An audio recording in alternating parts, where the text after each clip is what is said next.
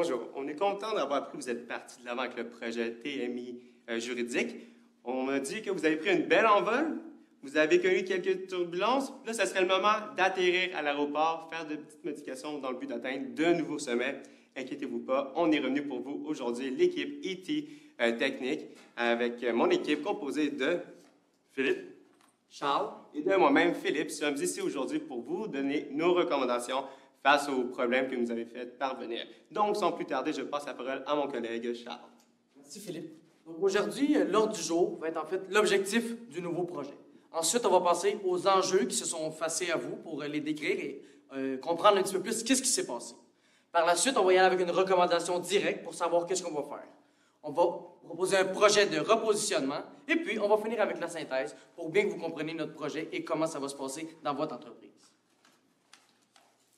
On va commencer avec l'objectif du projet. Vous avez demandé de vous accompagner dans le redressement du projet parce qu'il y a eu quelques turbulences, comme mon collègue Philippe l'a appelé. Il n'y a pas de portail client, il y a eu un petit peu de problème avec la communication des fournisseurs et d'autres problèmes qu'on va vous énumérer tout au suite de notre présentation. Les points importants à retenir aujourd'hui, ça va être qu'on va faire un positionnement stratégique. On va faire des modifications et on va venir s'assurer que l'ajustement de la gouvernance pour une meilleure pérennité de l'entreprise et du projet. Maintenant, parlons des enjeux. Premièrement, l'absence de portail client. On a remarqué que l'option portail client, qu'on avait cédulée au début, était seulement facultative. Cependant, vous nous avez dit que le portail client, c'est une obligation. Il faut que ça soit présent dans le logiciel. Donc, on va venir l'intégrer. Ensuite, vous nous avez dit que les fournisseurs ne collaborent pas super bien. Il y a manque de communication, lenteur de communication. Il va falloir qu'on vienne pallier à ce problème-là. Ensuite, il faut repositionner l'échéancier. On va partir environ de 8 mois plus 4 mois, donc on va venir changer l'échéancier pour refaire un échéancier total du projet. Et enfin, il y a une faiblesse dans l'imputabilité de l'entreprise ainsi que dans le fournisseur. Je vais laisser la parole à mon collègue Philippe qui va vous expliquer les recommandations par rapport aux enjeux que j'ai énumérés. donc on va commencer tout de suite. On vient faire un changement de méthodologie. Donc effectivement, le projet était basé sur une méthodologie traditionnelle, sauf qu'on peut voir qu'il y a un problème de communication actuellement avec le fournisseur, puis aussi, il y a un problème d'imputabilité. Pas compliqué. On avait l'imputabilité de venir faire en sorte que l'échéance soit correcte, qu'on ait une bonne communication, mais aussi qu'on ait un budget qui soit réaliste. Et on a eu un manque dans la lacune dans la communication. Donc, on vient changer la méthodologie pour se retourner rapidement à avoir le vent dans les voiles. Ensuite, on va venir rajouter le portail client. Pour la simple et bonne raison que si une partie prenante, vous l'avez mentionné, il y a des villes qui l'ont eu, ça a super bien fonctionné, puis ça vient faire en sorte qu'il n'y a pas de ressources humaines qui vient se rajouter, mais ça vient augmenter le nombre d'utilisateurs. On est dans le domaine de la technologie, on est en 2023, c'est ça qu'on cherche, parce qu'on est dans une pénurie de main-d'œuvre actuellement sur le marché. Ensuite, on veut aussi établir donc vraiment là, une base de communication, un plan de communication avec le fournisseur pour s'assurer qu'il n'y ait plus de lacunes dans la communication puis qu'ils ne travaillent pas dans leur coin tout seul. Parce que vous l'avez mentionné, ils travaillaient tout seuls puis ils sont arrivés avec, après ça, le projet. Vous avez été insatisfait. On est dans une période que ça va venir rallonger les chantiers. Donc, on ne veut plus que ça se reproduise pour qu'on soit sûr qu'on aille vraiment, on respecte les chantiers. Bon, comme mon collègue le dit, vous avez commencé avec une méthode traditionnelle, c'est une méthode un peu plus complexe. Ça a créé, entre autres, des problèmes de communication. Comme mon collègue l'a dit, il n'y a pas de portail pour les clients. Il y a ensuite des problèmes de communication entre le fournisseur et vous. Donc, ensuite, on a pensé que ça serait mieux, pour le bien du projet, d'entrer dans une phase de repositionnement hybride. Pour ensuite passer à un mode agile, dans le fond, avec le délai qui vous reste, on croit que c'est une meilleure solution pour répondre à tous vos besoins dans les temps limités qui nous restent. Maintenant, le virage en mode agile, qu'est-ce que ça va venir faire? C'est une méthode reconnue pour l'introduction de mode de livraison. Ça permet de générer et de maximiser la valeur délivrée au client, donc vous. Et ensuite, ça permet aussi une communication flexible entre les parties prenantes. Donc, comme j'ai dit, ça va venir résoudre les problèmes de communication que vous avez avec le fournisseur. Et pour finir, mon collègue va vous présenter l'objectif SMART.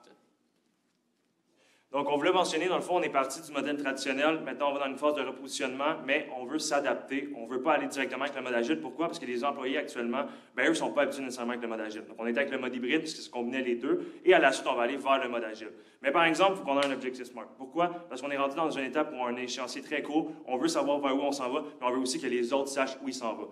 Donc, notre spécifique, c'est pas compliqué. On veut implanter un portail client à ce moment-là et rétablir les communications à ce moment-là entre les fournisseurs et votre entreprise pour qu'on s'assure qu'on atteigne notre objectif à ce moment-là.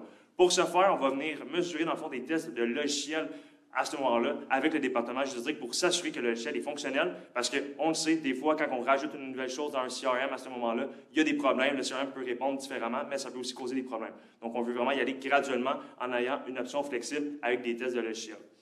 Ensuite, donc pour ce faire, on va venir faire des rencontres donc, hebdomadaires sur l'avancement du projet parce que la lacune dans la communication, c'est la base de votre projet. Vous voulez communiquer, vous voulez vous assurer que vous êtes rendu à l'objectif principal. C'est pour ça qu'on est venu mettre des rencontres hebdomadaires à ce moment-là, pour s'assurer que toutes les parties prenantes aient vraiment une vue d'ensemble du projet, sachent sont rendus où, sachent est rendu où le portail client, mais aussi comment il réagit avec le CRM. Ensuite, donc, comme on vous a mentionné, vous nous aviez dit que ça allait avoir un délai de 8 mois, plus 2 mois avec l'implantation du portail du client. Mais nous, on est venu rajouter 2 mois supplémentaires. Pourquoi? Parce qu'il y a un facteur humain qu'il ne faut pas négliger quand on est dans la gestion de projet. Puis actuellement, il va être ébranlé. C'est pas compliqué. Ils sont partis d'une méthode traditionnelle. Ils vont vers l'hybride pour aller vers l'agile. Donc, on veut leur donner du temps à s'adapter. On va donner aussi du temps à l'équipe d'apprendre les nouvelles façons. Parce que le traditionnel, c'est pas la même chose que l'agile. L'agile, on travaille tout en équipe, on communique facilement et on se tient au courant comparé le mode traditionnel qui était un petit peu plus centré entre le fournisseur.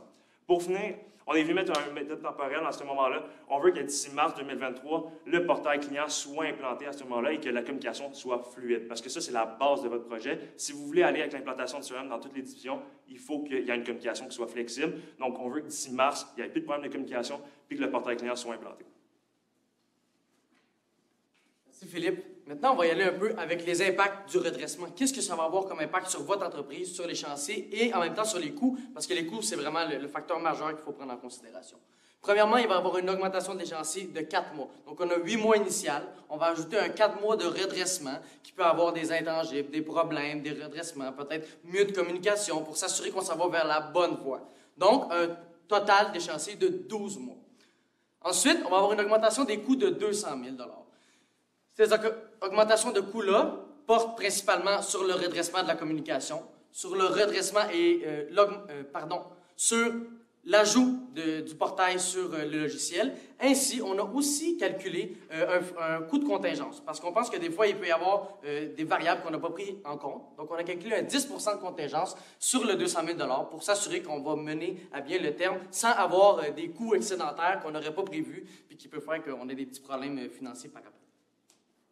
Maintenant, je vous ai passé les impacts financiers. Je vais vous présenter le budget. Donc, le budget de base qu'on vous avait présenté dans la partie 1 comportait le CRM, la maintenance continue, la formation continue, la sécurité, la perte d'apprentissage, le matériel informatique. On a ajouté l'ajout du portail à 200 000 $, qui fait un total des coûts de 5 millions.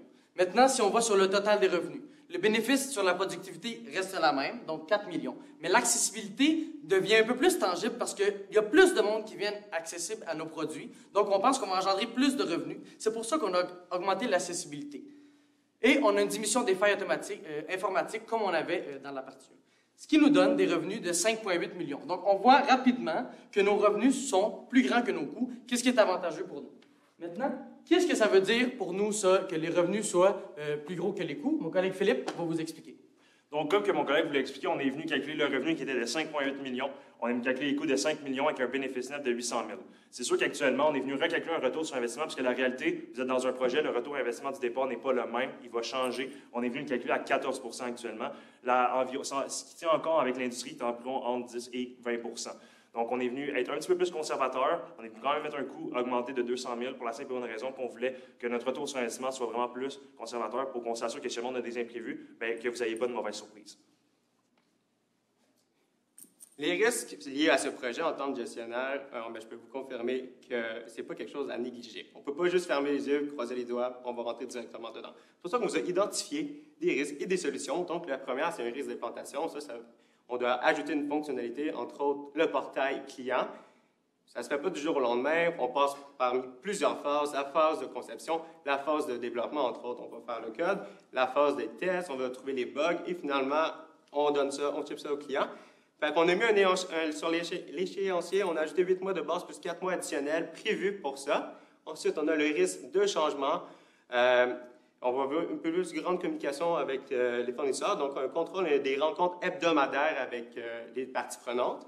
Ensuite, on a le risque de délai.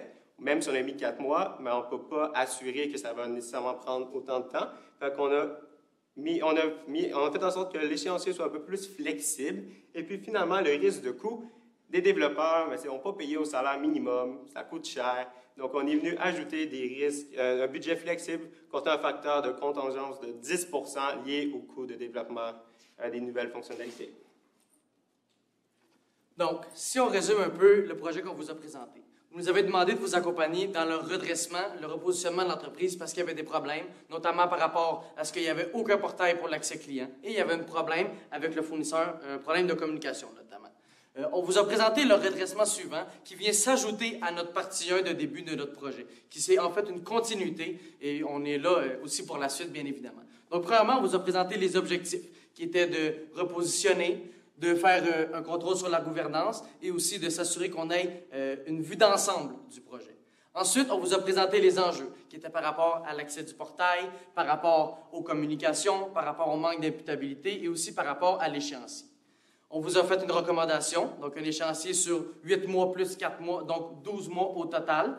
Et la recommandation comportait de passer du mode traditionnel à un mode hybride, donc un atterrissage, comme mon collègue vous l'a mentionné, un atterrissage, on refuel, puis on repart, on rebat des ailes pour la continuité. Ensuite, on vous a présenté un budget qui donne un retour sur investissement de 14 %. Qu'est-ce qui est intéressant pour vous? Ensuite, à la fin, mon collègue Philippe vous a présenté les risques. Donc, on vous a présenté plusieurs risques, le risque d'implantation, le risque de changement, le risque des coûts, le risque d'échéancier. Tous ces risques-là, on est venu les mitiger, on est venu les contrôler pour vous, pour s'assurer que votre entreprise va pouvoir être l'entreprise du futur et continuer vos projets. Ensuite, on a fait une synthèse. Donc, voilà, le point clé, c'est de retenir que le retour sur investissement est de 14 %. Je vous remercie. On va passer maintenant à la période de questions.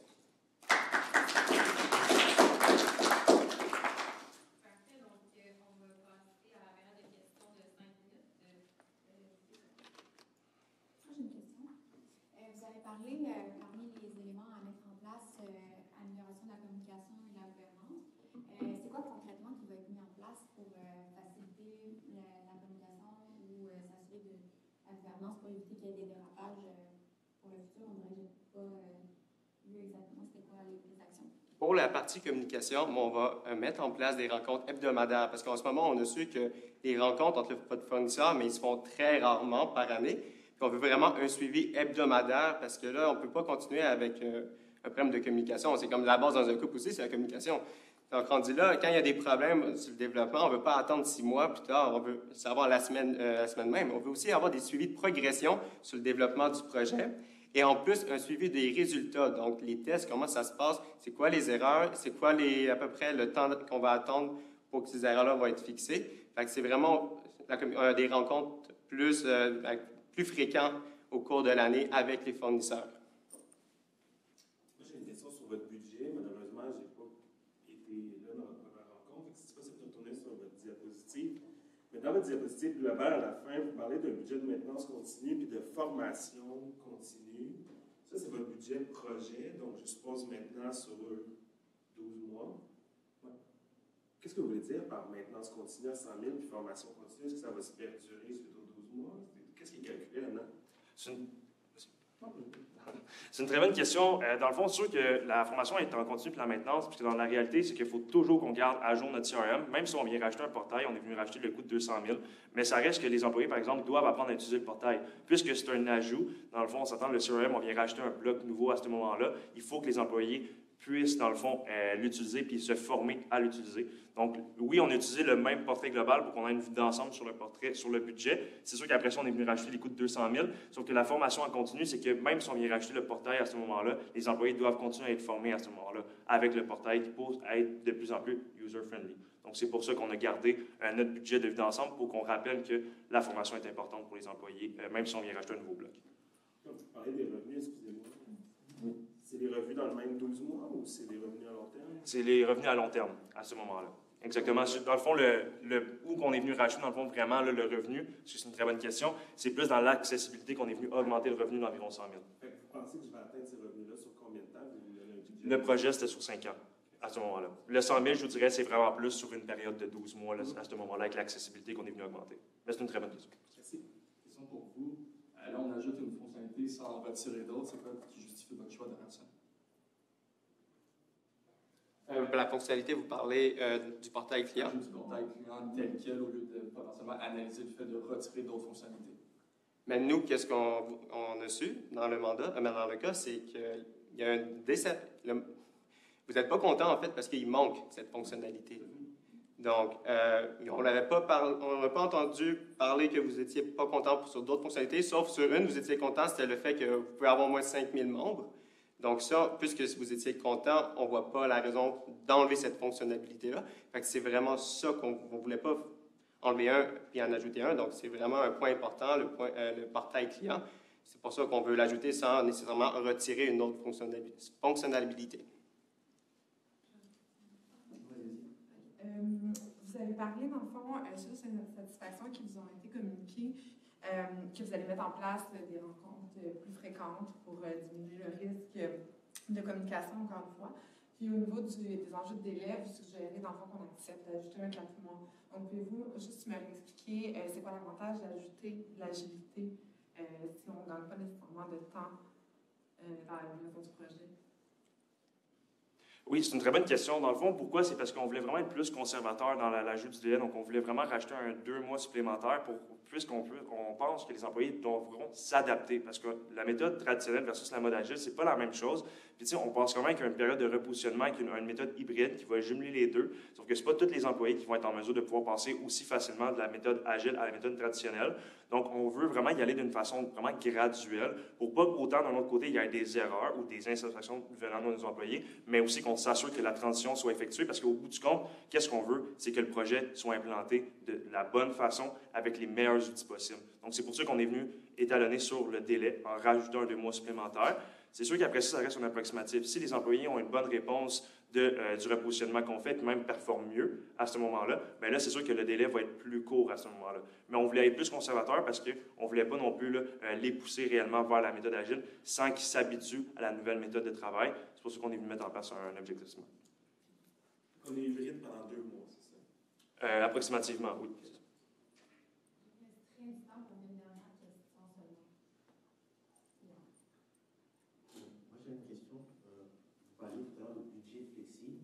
C'est le fait d'ajouter de la contingence qui, pour vous, amène la flexibilité du budget? Bien, si je peux me permettre, dans le fond, c'est que dans le 200 000, on est venu prendre en considération aussi le coût de contingence à ce moment-là, parce qu'on voulait s'assurer qu'on a quand même, je dirais, un jeu dans le coût dans le 200 000. On voulait s'assurer que si jamais vous ayez une surprise, que ça ne vienne pas affecter nécessairement votre taux sur investissement, puisqu'on est quand même une entreprise, on veut quand même que le projet soit rentable. Donc, c'est pour ça qu'on est venu augmenter légèrement notre coût à 200 000. À ce moment-là, avec un 10 pour s'assurer que si jamais il y a un imprévu qu'on doit pallier, bien qu'on l'ait déjà pris en compte dans le budget pour pas qu'on ait à refaire un budget à ce moment-là nécessairement, mais on est toujours possible à le mettre de nouveau. Par précision, la contingence est déjà ventilée à travers chaque item, c'est ça? Exactement. Là, dans le fond, on est venu le mettre dans le 200 000 avec l'ajout du portail à ce moment-là. C'est un 10 donc si vous voulez, c'est environ 20 000. Donc c'était 80 000, on est venu rajouter 20 000, vraiment pour s'assurer que les imprévus soient palliés à ce moment-là, simplement. Le dernier petit élément que je voulais avoir l'information, donc si vous voulez donner la rétroaction aux participants, la période de questions. On est trop habitués à ça. Ouais, désolé, je viens d'avoir l'info avec ça. Bon, bien, félicitations, sincèrement, 2 présentations dans la même journée. Je trouve que vous aviez vraiment un bon ton de voix, une belle énergie, vous étiez créatif aussi, comme dans votre approche, votre introduction. Donc, j'ai apprécié votre présentation.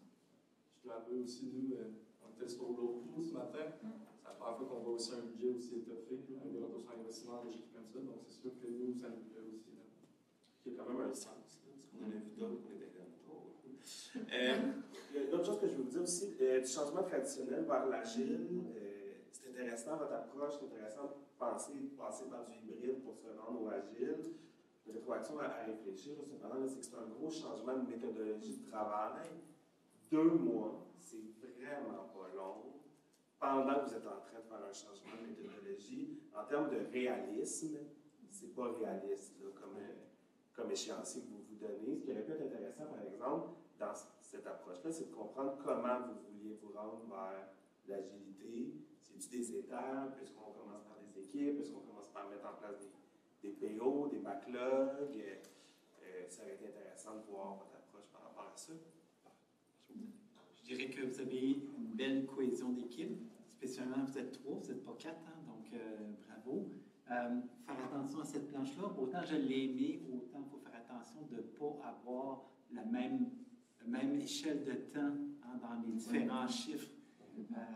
Ça a l'air organisé avec le gars des vues, comme on dit. Hein? Donc, les coûts sont annuels, mais les bénéfices sont sur 5 ans. Donc, vous pouvez perdre votre crédibilité dans la vraie vie. Pas là, mais bon. Juste Philippe? Oui. Il y a Philippe quoi? L'oiseau. L'oiseau? Philippe quoi? OG. Ah, c'est parce qu'il y a un Philippe, fait qu'on il n'y a pas les noms de famille sur les diapos. On ne peut pas écrire Philippe avec lunettes pour s'en rappeler. Moi, j'allais dire, moi, j'ai vraiment aimé, vous avez proposé des choses qui n'allaient pas nécessairement dans ce qui aurait peut-être été mon réflexe, puis vous avez eu une façon de l'amener justement en balance du budget avec c'est quoi le bénéfice qui en sortait. Vous avez une façon de bien démontrer votre réflexion, puis c'était quoi les avantages de ça, ce qui fait qu'on pensait moins à qu'est-ce qu'on attendait comme réponse, plus que « Ah oui, c'est une bonne idée ». Fait que je trouve vraiment que votre approche a été super intéressante. Pour ma part, puis c'était un peu l'angle de ma question, comme vous avez parlé d'agilité, avec les insatisfactions que le client avait, je trouve que vous avez quand même réussi à répondre à chaque élément à votre façon. Moi, un angle que j'aurais pensé que je vous partage, c'est avec l'agilité, l'avantage c'est de l'incrémentation, donc de faire une livraison par incrément aurait peut-être rassuré à l'avenir le client sur qu'est-ce qui avançait, puis vous aurez eu une certaine façon de livrer quand même, peut-être qui était prioritaire dans les temps.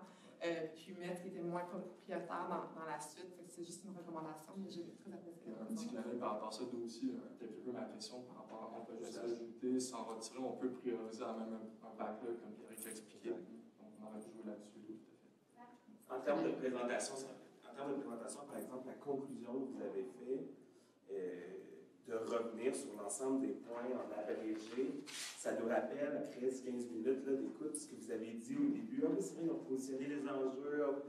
C'est une belle façon de faire un beau rapport de votre présentation qui nous garde tous vos éléments en tête au moment de vous évaluer. Mais vous ne mettez pas la synthèse dans la synthèse? Oui. Je t'avoue que... Ça va vite, hein? Ah, je t'avoue qu'en 45 minutes, là, c'était un méchant challenge. Ça a été tout un défi, mais c'est bon.